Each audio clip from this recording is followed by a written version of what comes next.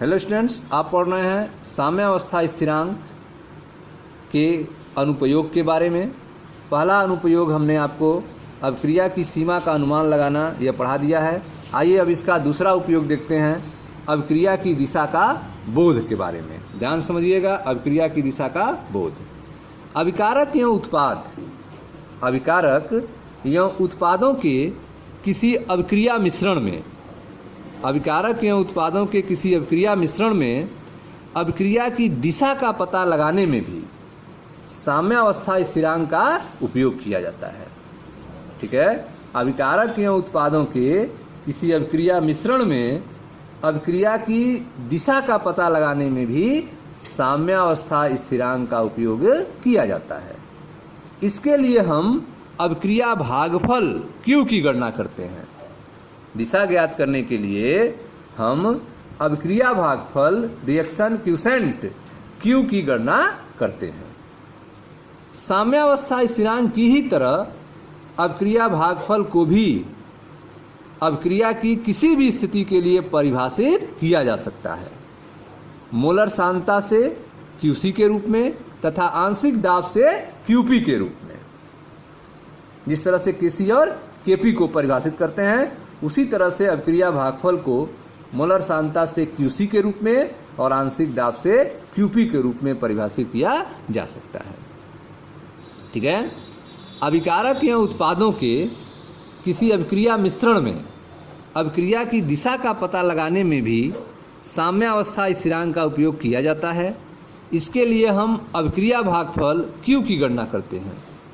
साम्यावस्था स्थिरांक की ही तरह अभिक्रिया भागफल को भी अभिक्रिया के किसी भी स्थिति के लिए परिभाषित किया जा सकता है। किसी सामान्य अभिक्रिया के लिए, यह एक सामान्य अभिक्रिया है, small a capital A plus small b capital B उत्क्रमणी small c capital C plus small d capital D। इसके लिए QC बराबर active mass of C power C into active mass of D power D upon active mass of A power A into active mass of B power B होगा।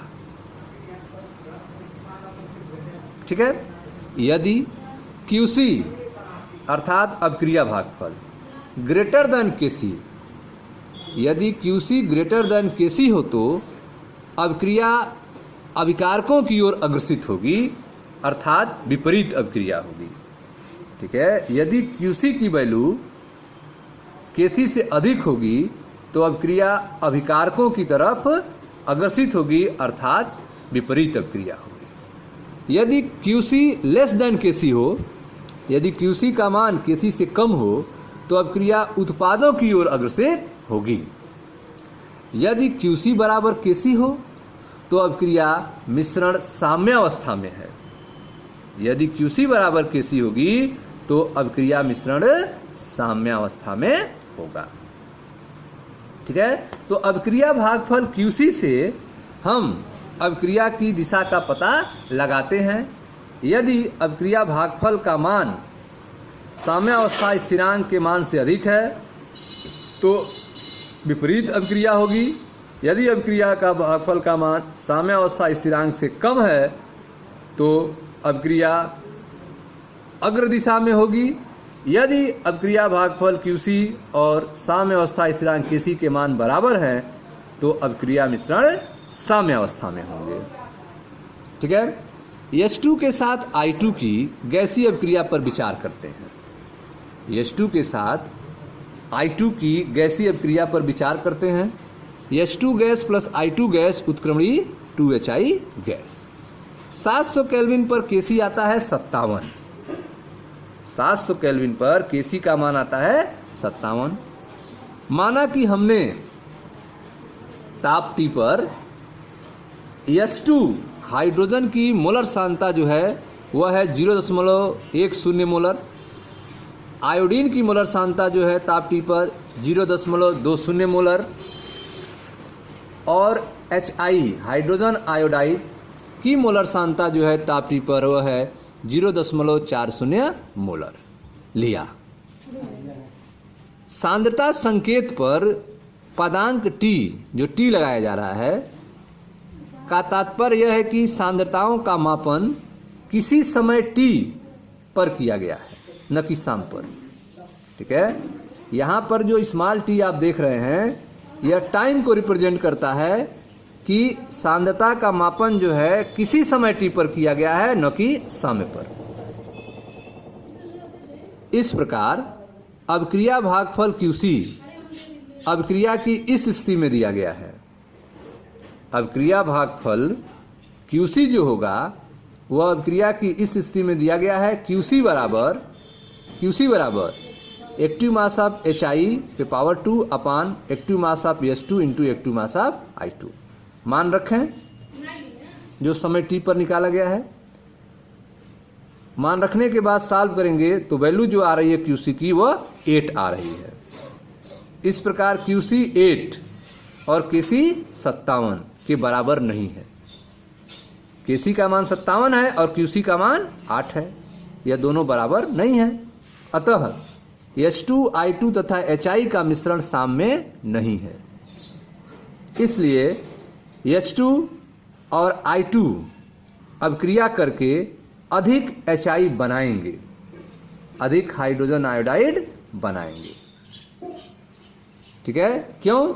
क्योंकि QC जो है वह less than KC है। QC जो है वह less than KC है, क्योंकि QC का मान 8 है, KC का मान 57 है। तो QC का मान KC से कम है तो अभिक्रिया उत्पादों की ओर अग्रसित होगी, अर्थात हाइड्रोजन और आयोडीन अभिक्रिया करके अधिक हाइड्रोजन आयोडाइड बनाएंगे तथा उनके सांद्रण तब तक घटेंगे, उनका सांद्रण तब तक घटेगा जब तक कि QC बराबर KC न हो जाए। ठीक है, अभिक्रिया भागफल QC तथा KC के मानों की तुलना करके अभिक्रिया दिशा का बोध करने में उपयोगी होता है।